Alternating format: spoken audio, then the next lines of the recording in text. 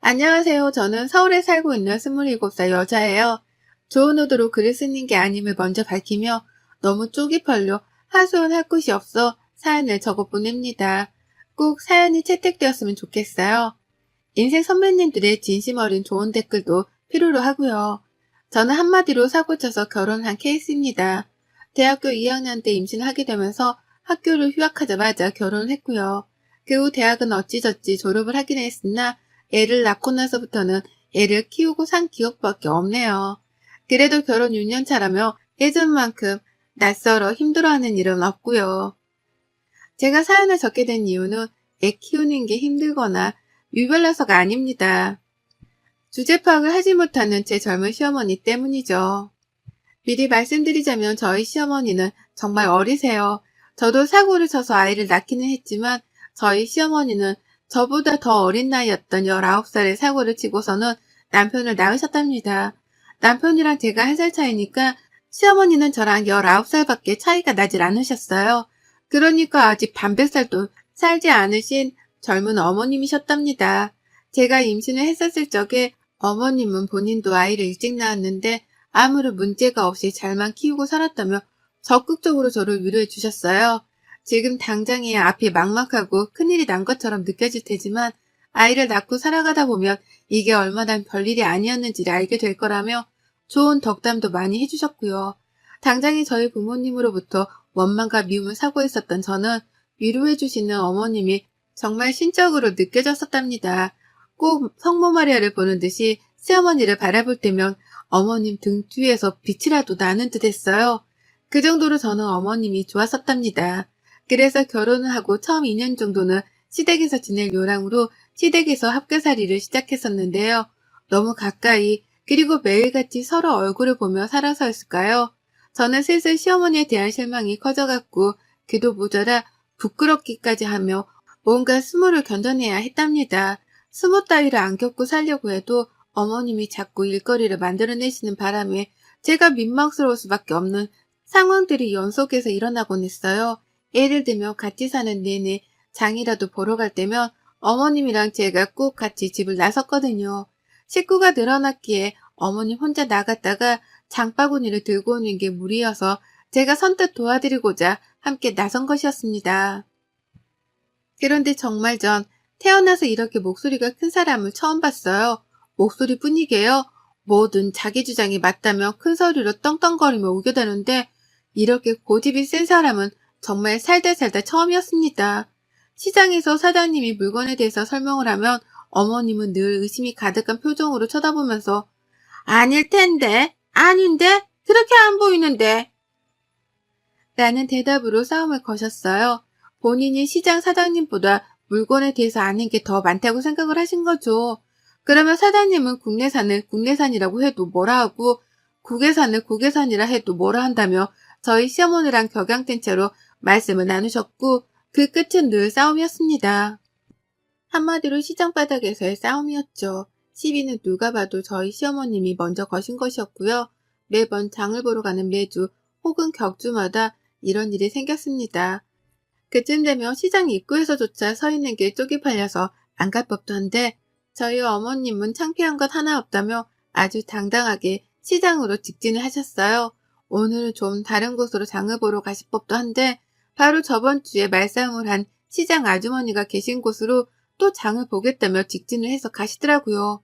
그 덕에 온 시장 사장님들은 저희 어머님을 무슨 원수 보듯이 쳐다를 보셨고 괜히 옆에 서 있던 저도 같이 흘기는 것도 같은데 장보러 나서는 길이 그보다 끔찍할 수는 없었답니다. 언제까지 이러고 살 수 없다 싶은 마음에 몇 달 이 짓을 겪다가 그 후엔 저 혼자 장을 보러 나가기 시작했어요. 아예 어머님께 말도 없이 나가서 한 주 동안 먹을 장을 혼자서 사올 때도 있었고요. 그렇게 나름 저만의 노하우를 쌓아가면서 진상을 부리려는 어머님을 제 선에서 차단해 가는 법을 터득했습니다. 하지만 그걸로 끝이었음 제가 분가를 하지도 않았을 거예요. 그 밖에 동네 이웃들한테도 별소리가 아닌데 층간소음이라며 집에서 쓰는 빗자루를 들고 쳐올라가질 않나. 집 근처에 산책로가 있는데 담배도 안 피우면서 어디서 가래가 그렇게 나와서는 계속 퇴퇴하고 뱉어버리시질 않나. 집 앞에 버려야 하는 쓰레기 봉지를 다른 빌라존에 버렸다가 카메라에 걸려서 경찰이 출동하질 않나 그 밖에 뒷목 잡게 만드는 진상짓을 너무 많이 부리셔서 동네 관할 경찰관들 중에서는 저희 어머님을 모르는 분이 없었답니다. 저랑 저희 남편 그리고 시아버지는 무슨 잘못을 저지른 것도 아닌데 오고 가는 사람들한테마다 고개를 숙여 사과를 하는 게 버릇이 되다시피 했고요. 참 별별 꼴을 다 보고 나서야 제가 학을 떼듯이 분가를 하겠다고 선포를 했고 남편도 아이한테 나쁜 영향을 줄까 겁이 난다며 바로 동의를 하곤 집을 나왔어요. 그렇게 따로 나와서 산 지가 올해로 4년 차입니다. 용케도 버텨낸 2년이었고 그 시간 때문에 저는 시어머니에 대한 저의 선입견을 아직 다 고쳐내지 못한 중이었어요. 겨우 거리를 두고 사는 중이었고 집이 멀던 이유로 어머님은 저희가 먼저 찾아뵙지 않는 이상 제 발로 만나려고 하지는 않으셨어요. 다만 평소에도 아이 사진 좀 보여달라는 연락을 자주 해오셔서 대면대면함에도 불구하고 카톡 연락을 꾸준하게 하며 지내고 있었습니다. 유치원 입구 앞에서 친구들과 밥 먹는 모습으로 혹은 앞에서 걸어가고 있는 뒷모습 등등 구체적인 모습을 하고 있는 사진을 원하시는 바람에 저는 늘 시어머니의 입맛에 따라 사진을 찍는 게 버릇이 되다시피 했어요. 하여간 까다롭기로는 정말 1인자셨고 남이 불편해하거나 기분 나빠할 것이라는 배려 따위는 전혀 해주지를 못하셨습니다. 그러니 가장 가까이에 있는 사람 중 하나인 제가 피해를 가장 많이 보는 피해자가 되곤 했죠. 지금껏 결혼해서 살며 시어머니에 대한 얘기를 늘어놓자면 정말 한 트럭인데요. 불과 지난 5월 시어머니가 차를 뽑게 되면서 전보다 더한 진상살이가 시작되었답니다.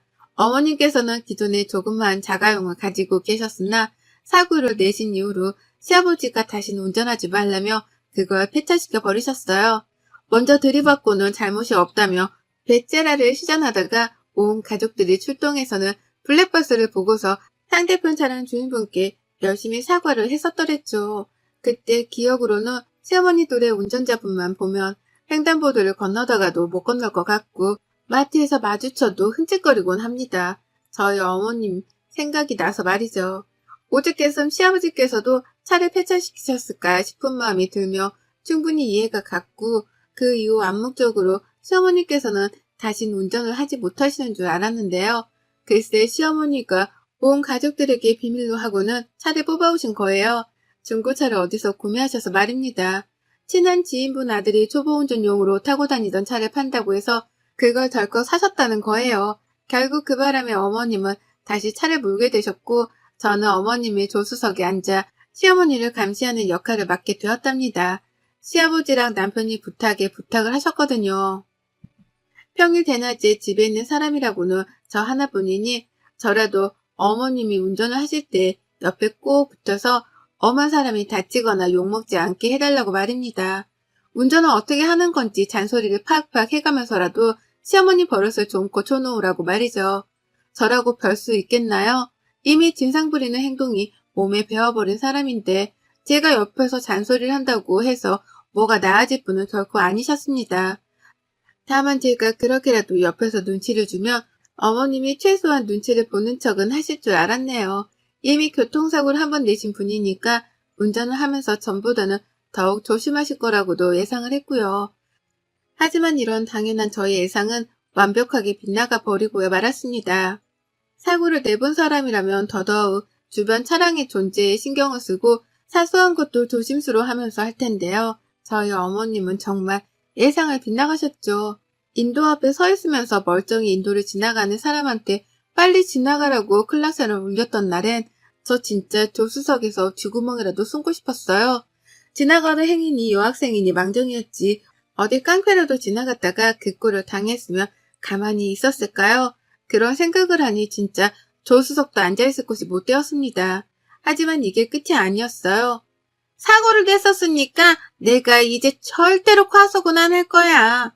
라고 하면서 느리게 가속 페달을 밟으셨는데 그게 어찌나 느리던지 오고 가는 주변 차량들의 진로까지 방해를 한 겁니다. 그래서 제가 조금 빨리 가거나 아니면 아예 빠져서 비켜주라고 말씀도 드려봤지만 어머님은 이렇게 대답을 하셨죠. 지들이 알아서 가겠지. 라고요. 뭘 말씀드려도 자기 알바가 아니라고 귀를 닫으셨습니다. 오고 가는 차량들이 운전을 똑바로 하라면서 클락션을 내내 울리는데도 아랑곳하지를 않으셨어요. 오히려 귀따갑게 자꾸 빵빵거린다면서 한 분은 창문을 열고 가운데 손가락을 찍혀올려 버리셨습니다. 아, 그때 그 순간은 정말 제 인생 최악의 날이었습니다. 온 차들이 저희를 지켜보는데 작은 차 안에 운전자가 당당하게 가운데 손가락을 찍혀올리니 저 멀리 있던 차량의 아저씨까지 창문을 열고는 소리를 지르셨어요. 운전 똑바로 하라고 말이죠. 흔히들 들어봤죠? 아줌마가 집에서 밥이나 차릴 것이지 왜 나와서 운전을 하냐는 말입니다. 전 이런 얘기가 90년대나 일어나는 말인 줄 알았는데요. 저희 시어머니 때문에 한 번도 아니 여러 번을 들었답니다. 운전 똑바로 할 거 아니면 집에 가 밥하라 소리를 귀에 딱지가 나도록 들었네요. 그 바람에 제가 시어머니를 부여잡고는 도대체 왜 이렇게 운전을 하는 거냐면서 미치도록 화를 낸 적이 있었어요. 도무지 화끈거리는 얼굴을 도로 위에서 들고 다닐 수가 없으니 이렇게 운전을 할 거면 차라리 내려달라고 말이죠. 그러자 저희 어머님 버스서는 정류장에 떡하니 들어가서는 저를 내려주시더라고요. 그리고는 창문을 내려서 어디 버릇없게 시어머니한테 내려달라 말아야 내가 네 개인 택시기사냐? 라고 욕을 쏘아대셨답니다. 버스를 기다리는 승객들이 와르르 서 있는 정거장이었는데요. 모두가 저와 시어머니의 싸움을 목격했어요. 어머님은 욕만 남기고 호련히 그 자리를 떠나셨고 저는 혼자 남아 떠나가는 시어머니의 차량을 지켜보며 붉어진 얼굴을 숨기고 가느라 애먼 머리카락만 잡아 뜯었네요. 혹시나 아는 사람이라도 만날까 싶어서 두근거리는데 내가 언제까지 이러고 살아야 하나 싶어 숨이 턱 막히기도 했습니다. 그러나 결국 언젠가 사고 칠 거라고 예상했던 어머님이 치고야 마셨어요.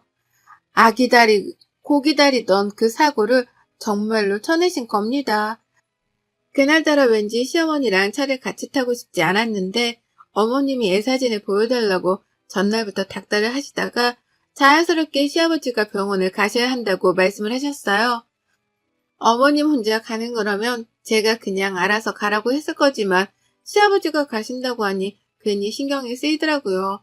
그래서 애를 유치원에 보내놓고 시어머니 댁으로 찾아뵈었습니다. 시아버지께서는 나가는 순간부터 시어머니 차를 타기 싫다면서 입이 대빨 튀어나오셨어요. 몰래 차를 산 것도 모자라 운전을 계속하고 다니신다고 생각을 하니 화가 나셨는지 문 앞에서 시위를 하며 운전을 자기가 하겠다고 몰아세우셨습니다. 하지만 결국 저희는 시어머니가 운전하는 차에 올라탔어요. 시어머니의 고집을 말릴 수 있는 사람은 아무도 없었으니까요. 그렇게 저희는 함께 병원으로 출발을 했습니다. 다소 불안한, 하지만 일단 가벼이 마음을 먹고 차에 올라탔는데 한 15분쯤 갔을까요? 지금도 그때 생각만 하면 식은땀이 순간 스쳐 흘러내리네요. 아버님이랑 대화를 나누며 최대한 긴장하시는 아버님의 마음을 풀어드리고 있던 그 찰나 갑자기 쾅 하는 소리와 함께 세 사람 모두가 앞쪽으로 쏠렸습니다.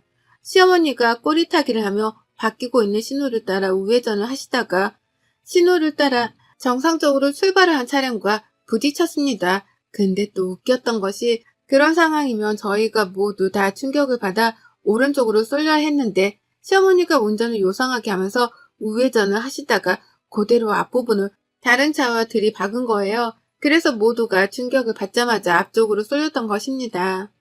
사태 파악을 하느라 한참의 시간이 걸렸고 누가 봐도 우리의 잘못이란 걸 알았는지라 아버님과 저는 뒷목을 잡으면서 할 말을 잃었어요. 둘 다 결국 또 터졌구나 하는 마음으로 허망하게 시어머니를 노려보며 서로를 챙겼습니다. 근데 시어머니는 이번에도 당당하더라고요. 정말 쪽팔림이라고는 하나도 느끼지 못하는 건지 상대편 차량에서 운전을 어떻게 하냐며 막 나와서 보험을 부르며 어머님을 부르시는데 어머님은 누가 뭐 잘못을 했는데 차가 앞에서 오고 있으면 비켜줄 생각을 해야지 그걸 그대로 갖다 들이받고 말이야? 당신 깡패야? 이게 깡패가 아니면 뭐야? 라고 하며 막받아 치셨답니다. 그리고는 한참이나 걸려 사고 운전자와 말싸움을 하느라고 쉬지도 않고 소리를 질러대셨어요. 보험차고 뭐고 이미 중재를 시킬 만한 사람이 모였음에도 불구하고 잘못을 인정하지 않는 시어머니 때문에 사건 해결은 어려웠고 그 타이밍에 저와 시아버지가 나섰죠. 어머님 좀 그만하세요. 라고 하며 저 멀리서부터 뒷목을 잡은 채로 소리를 지르며 다가갔습니다. 어머님은 얘가 왜 이러냐는 표정으로 저를 바라보며 넌 가만히 있어. 잘 알지도 못하는 게. 라고 입을 닫게 하셨죠. 하지만 저는 거기서 멈추지 않았습니다. 쪽팔려 죽겠네 정말. 어머님이 먼저 갖다 들이받고서 뭘 잘했다고 큰 소리예요. 잘못을 했으면 잘못했다고 사과를 먼저 하셔야지. 뭘 잘했다고 자꾸 쫑알쫑알. 여기 있는 사람들이 다 놀고 먹는 배수인 줄 아세요? 다들 바빠 죽겠는데 얼른 사과드리고 보험 처리하세요. 제발 좀 그 입 좀 다무시라고요. 라고 주절주절 맞는 말만 골라서 했어요. 그러자 상대편 운전자뿐만 아니라 뒤늦게 온 경찰까지 다행이다 싶은지 네 어머님 진정하시고요. 라며 시어머니를 더 타일러보고자 했죠. 이제야 해결이 되나 보다 싶어 말이죠.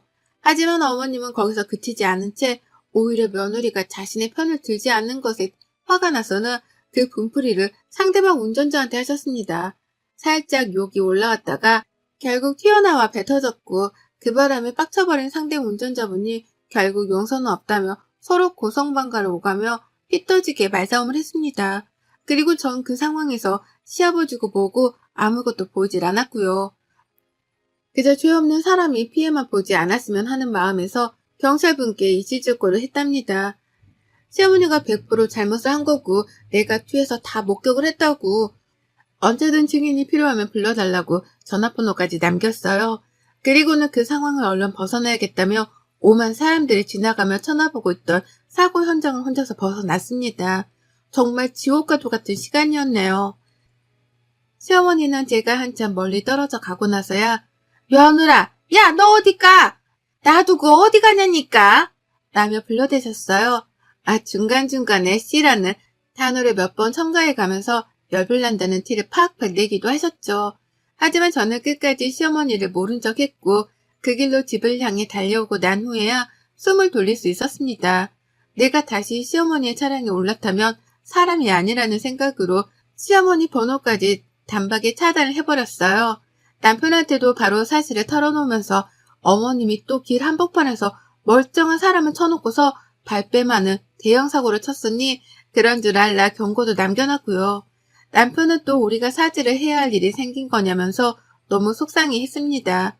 도대체 나이를 먹을 대로 먹은 사람이 왜 그 모양인지를 모르겠다며 억울해하기도 했고요. 하지만 저는 당장에 남편 속마음을 들어줄 여유가 없었어요. 시어머니가 사고를 내긴 냈으나 그 충격으로 인해 앞으로 쏠릴 뻔하기도 했고 사고 후유증으로 마음이 계속 두근거리는 것이 기분이 너무 안 좋았거든요. 일단 저도 휴식을 취해야 했기 때문에 시어머니를 완전히 무시하고 모른 척하며 안정을 취했습니다. 그리고 그날부로 정확히 하루 뒤 주말에 남편한테로 시어머니 전화가 걸려왔어요. 근데 시어머니가 울고불고 난리도 아닌 채로 전화를 받으시는 거예요. 왜 그러나 싶어서 귀를 쫑긋거린 채로 들어봤더니만 세상에 어머님이 사고를 낸 그 당일 정말 많은 일들이 있었더라고요. 제가 시아버지고 뭐고 다 버려둔 채로 혼자서 집으로 도망쳐 온 후 말입니다. 제 딴에는 시어머니를 모른 척하며 무시하기 위해서 혼자 도망을 쳤던 건데요.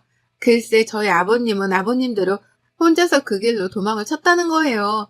그러니까 제가 제 집으로 도망쳐 나온 그 사이 아버님은 그 길로 또 혼자 택시를 잡고 바로 가려던 병원으로 가셨다는 겁니다.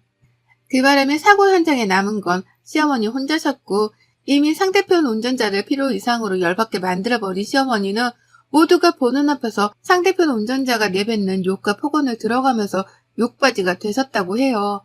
엄밀히 말하면 시어머니가 잘못을 저지르고 이 모든 상황을 만든 장본인이니 욕바지라고만 표현을 할 수는 없지만 그 상황에서 자신의 행동에 대가를 치르신 건 분명해 보였습니다.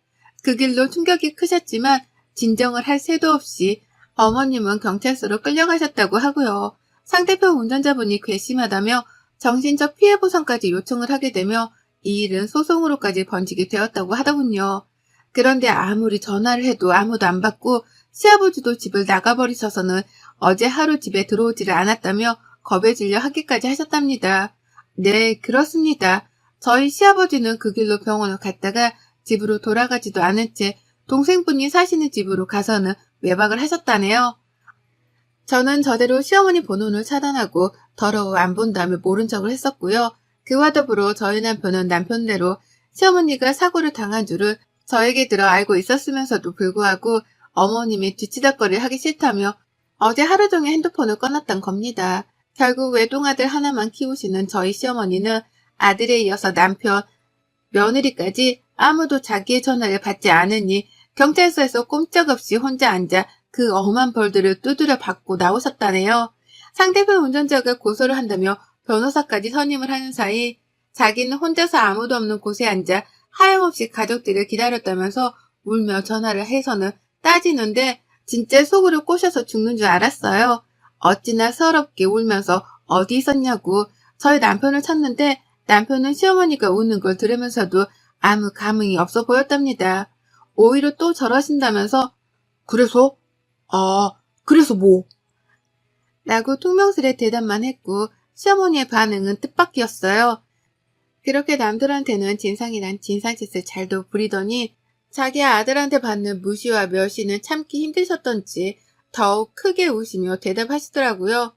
내가 잘못했어. 내가 잘못한 거야. 다시는 안 그럴 거야.